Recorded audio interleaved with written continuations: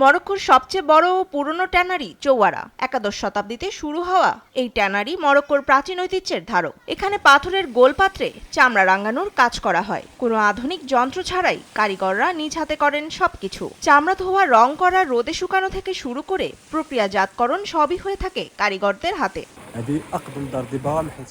শীত আসুক বা গ্রীষ্ম, আমাদের এ কাজ কখনো থেমে থাকে না। কারণ ফেজের এই ট্যানারি কেবল ব্যবসা নয়, এটি আমাদের জাতিগত পরিচয়। কোনো পরিস্থিতিই আমাদের এই কাজ থামাতে পারবে না।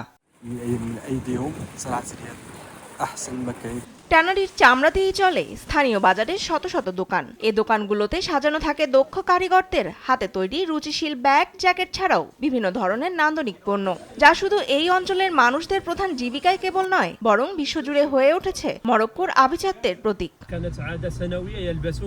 চামড়ার সাথে আমাদের নারীর টান। প্রতি বছর আমরা একটি বিশেষ উৎসব করি, যেখানে স্থানীয়রা গরু ও ভেড়ার চামড়া পরে উদযাপন করে। আমাদের এই উৎসবকে সম্মান জানিয়ে এখানের প্রবেশপথের নামকরণ করা হয়েছে বাব্বুচলুদ। মরক্কো শিল্প ও বাণিজ্য মন্ত্রণালয় জানায়, এ ট্যানারি কেবল সংস্কৃতির অংশই নয়, বরং বিশ্ববাজারে দেশটির ঐতিহ্য ও আভিজাত্যকে তুলে ধরার অন্যতম শিল্প। নিউজ ডেস্ক, দেশ টিভি।